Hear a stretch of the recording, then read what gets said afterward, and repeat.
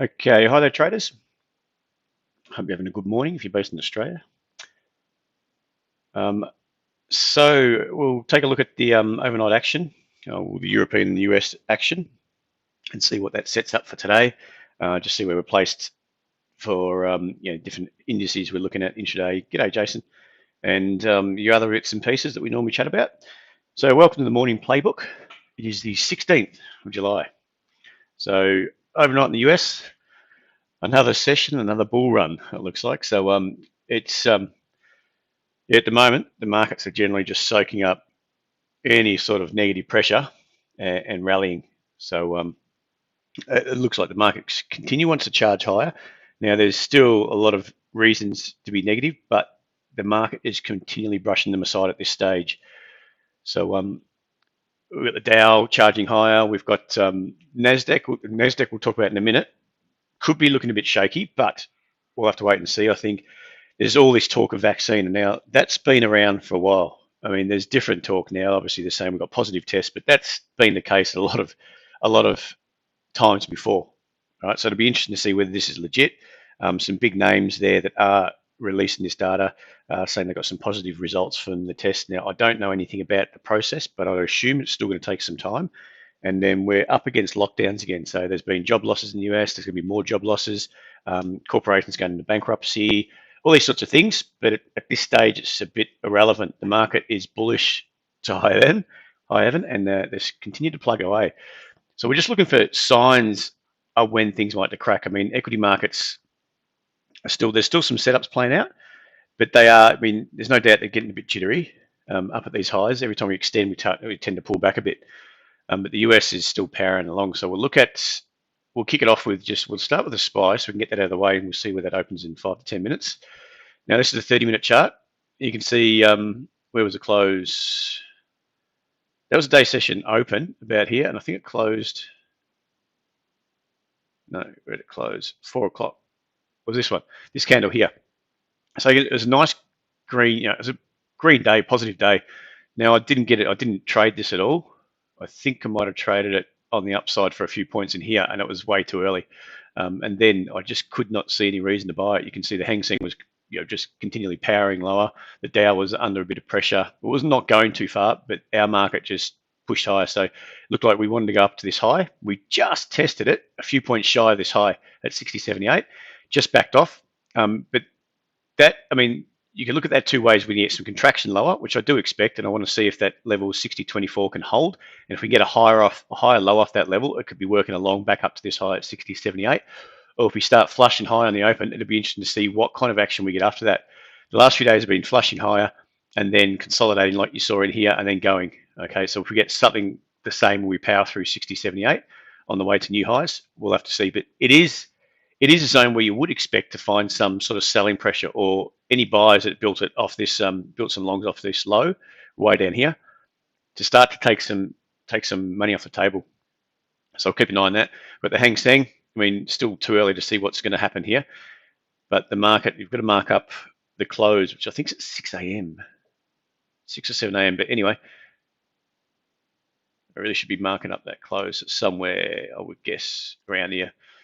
So that's about where the market closes. So really your key levels, it doesn't matter what the CFD does too much, but your key level is going to be around, was it 25,650? I should have marked these up for the alert. And this low, 25,472. So the market can chop around here with the CFD pricing along with the US. But it'll be interesting to see if we can roll over from here and we start to attack these lows and trade back down to this key level at 25,300, a couple of points on the downside, or whether we consolidate here. We might flush, and if we flush and start to rally off this inside level, then I'm more bullish on that, and I'm expecting a trade up to this high, potentially up to this high, big squeeze, because there's been some really negative sentiment around on the Hang Seng just of late, the last couple of sessions, and it's sort of against the flow. Now Dow, the Dow, you can see this gap up, did nothing during the day. It held on as the Hang Seng was heading south.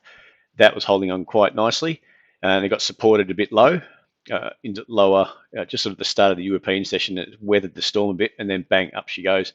So I don't know what triggered. I mean, nothing much has to trigger it these days. It can just be sentiment driven, just that trigger. That could have been on some news that came out, another report on vaccine cure, and then bam, up she goes.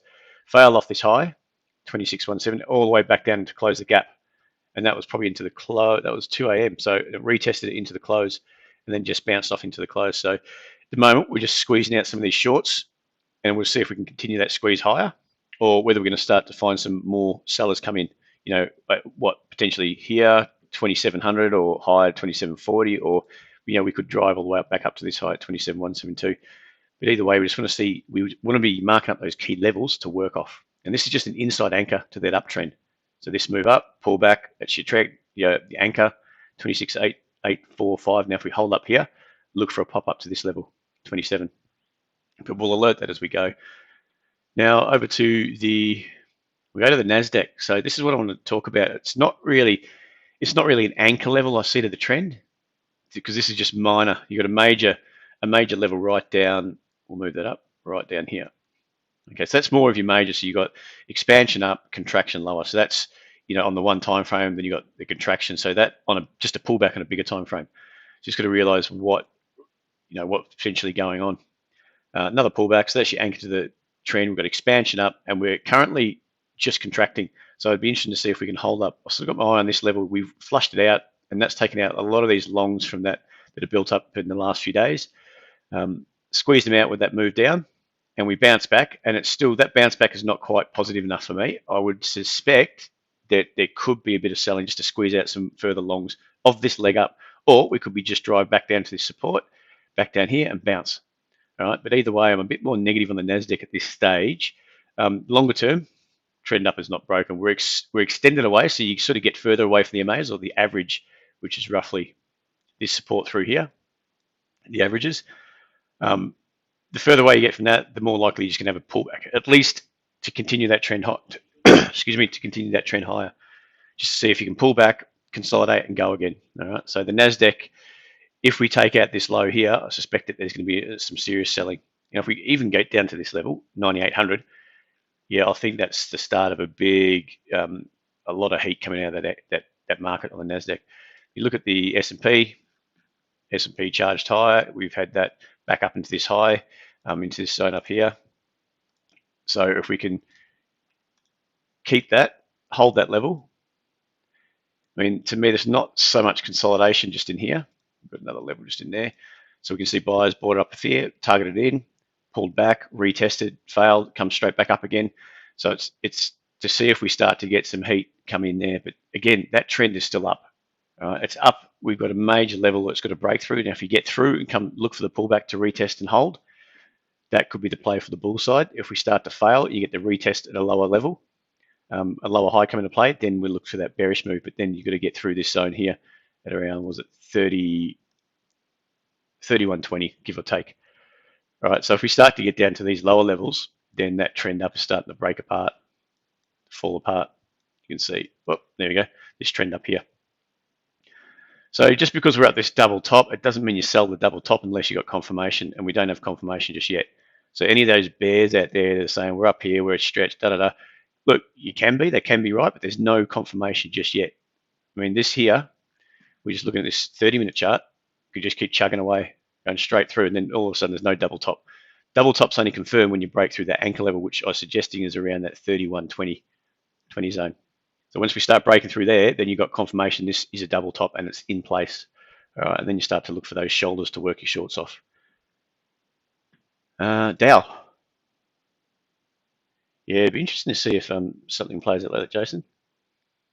I mean, I've thought that a few times now, and it doesn't matter what negative news. So you've got China and US are going head to head. They're niggling each other. Now, Trump came out last night and said no more sanctions on new people, because he's got his, he's only there to push that bull market. Okay, continue to push the bull market, and I think he's got to keep throwing out that racism card, as far as I'm concerned, and keep plugging it and get that. What is it? The US. I don't know. What do you call that? Anyway, I'm trying to think of that word, but keep the US pumping along, all his followers, basically their loyalty to the US. There's one word for it. If someone can think of what I'm trying to say, it'd be great. It's stuck. But anyway, he keeps sort of playing that card, and as long as yeah, exactly. So it seems to be bearish news is not really getting triggered lower. The bulls are stubborn and they're staying put, at this stage. Um, and any sort of positive news, bang, up we go. And negative news, it goes sideways. So at the moment, that's just signals of a bull market. The bull market wants to go. I don't think we're going to get much opportunity to short it. It's going to be hard. If you happen to get the high, I don't see it as anything more than luck at this stage, because to get a high, I'm just trying to find. This is what you'd be looking for. So when I'm looking for weakness, if this is essentially where it's sold off to, that we've seen this kind of thing before. We've seen it sort of come down and go back up. We've seen it come down and go grind back up. It's come down and go back up. So if you were selling it in here, that's luck. If you ran this down, that's not luck. That's trading. When you get this secondary high, and especially after this big expansion level down, and that's what we're ultimately looking for. We don't want to be jumping on the luck side. We want to be jumping in when we know that the deck's stacked in our favor. All right, and that's when you start to get that big breakdown. That's where we got. I mean, it's quite clear what was happening by then, and everyone wanted to be short, but you've got that opportunity to short it. But up here, you're sort of going for luck. So if you're trying to pick the tops, it can be very hard, and that's why we like the excuse me, we like the shoulders so much. Shoulders is confirmation in my book, confirmation that you got weakness, you got strength.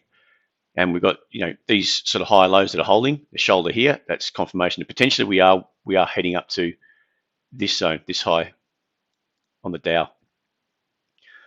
All right, so that's the Dow. There's no weakness there yet either. It's still some strength, probably powering up to 27.5.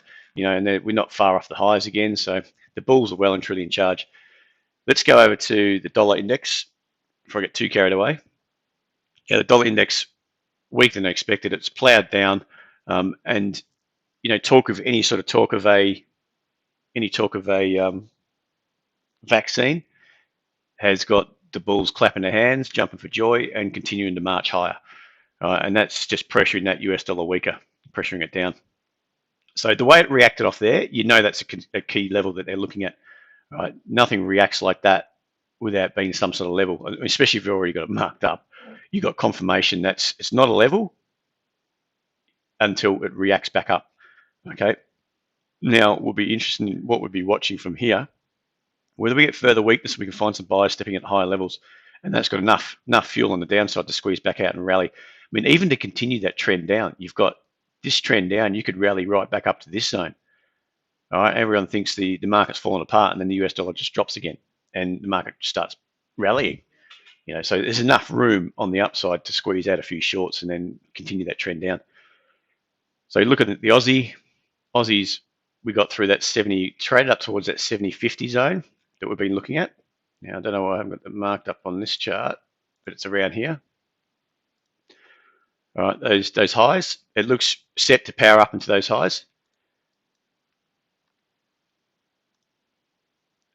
All right, so we've got this level. I was actually looking for a short. I thought originally we got, if you can see this candle here, that candle rejection, I thought if we get a lower high, there could be another, range bound move between resistance and support, and we got a short on our hands, but it didn't. It turned around and plowed straight back up again. So that pretty much closed off that option, right? And then it started to hold that level at 69.90, held that, rallied up, pulled back, we retested. I don't like the way it's failed straight back into that zone.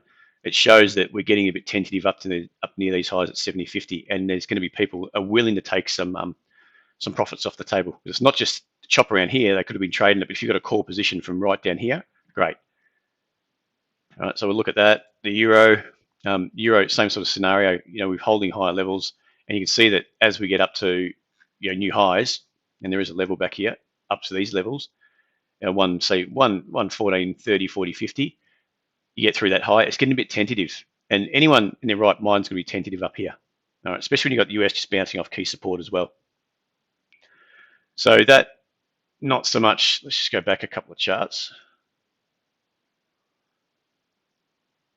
Okay, that looks potentially the same as the Aussie. You've got a bit of a resistance zone. Well, it's not resistance until it's confirmed, but a high that it could work some shorts off. Okay, the longs might be targeting through this high. You might think you've got an inside high, but you haven't put your chart far enough back. Inside high here, it's come back, built a high low. It's just flushed out there, so you got some shorts going. Look, that's it. We get a bit of weakness coming here. They're selling it, and you might get the old 1-2 punch. By that I mean, you rally up into a high, pull back, secondary move down, suckers in a few shorts, and then boom, up we go, and we can extend that high to 115 thereabouts. All right, so that's that. The US yen's the one that I wanted to quickly talk about on the currency side. And why does that look? I've got a 4-hourly chart there. Just a 30-minute chart. So we've got a zone through here, if you can see. All right, it's traded down, reacted off, reacted up off there again, flushed through it, come back up, and it's held above there again. We come back down, reacted off there again, prior, and now we just reacted back off there again. So what I'm looking for is something like this. If we can get some sort of action where we drift lower, if we can, come on, if we can drift lower, then I'll be looking for something like that. We can get this a shoulder off a key lower high low, sorry. So this is the high low, all of it, and that's your shoulder off the high low. We look for that confirmation. We get on the right side of the action and see if we can push back up into this zone. Right. And look, it could fail up here again, or could fail at lower levels, but either way, there's a bit of a trade in the upside if we can get onto that price action, if it plays out. All right, that's it. We'll look at, just quickly, copper. See how it's failed off there. It's pretty much going to plan. I wouldn't mind seeing, I think that key high low, sorry, getting them wrong there. Key lower high is pushing the market down. All right, it doesn't mean the trend up is over. It just means that it's coming off those highs. It's well and truly extended. Every man and his dog knew that. It was getting extended into that zone. We've got that lower high sort of inside retest fail that we spoke about. I think it was yesterday or the day before. Retest fail played out. Got some shoulders to work off. Good shoulder here on the short side. You can see that when you've got a key shoulder, it's pretty obvious what's going on, and the market expands, like it really starts to expand lower. It's the same on the upside. Once you get these shoulders play out like this, a bit of weakness, come in, consolidate. Once it starts to go, it goes hard. There's no looking back. So you know you're on the right trade there. So we just want to see if that can extend a little bit lower. It doesn't have to come all the way back down to here, but there's, potentially we've got an inside level where it could start to find a bid. Just here might flush it out and go, and that's going to sucker in a few sellers. So any sellers that late into that trend are getting squeezed out. If it start to hold, if we start to find some buyers stepping there again, maybe that longer term trend is going to kick into gear again. All right, that's probably about, actually, lastly, crude, old favorite. It is held above, and that's just your euphoria into your stocks again. Held above the 40 mark. It's still below this high. Now, if that starts to press through that high, then I think sort of all your bearish moves are going to be off the cards for a bit. All right. Well, that's about it, guys. So, yeah, and true, Jason. A lot of the action's happening in the US at this stage. I mean, you get a bit of chop around our session, and we've had some good trades, but there has been a bit of chop around the Asian session. And then coming to Europe, I have to sit up and watch the Europe Open for a few hours just to see if we can get something on. But even there, it's getting choppy in the morning because we're sort of all focused on what the US is doing. We're just waiting for it to crumble. And if it's not, everyone's just got it gradually grinding way higher again. So a lot of action in the US session if you can sit up all night, but at this stage I can't. So we'll see what plays out. Anyway, thanks for joining me, guys. Like I said, if you could leave us a like, it'd be much appreciated. Help us spread the love, and we'll speak to you again tomorrow. Cheers, guys. Bye.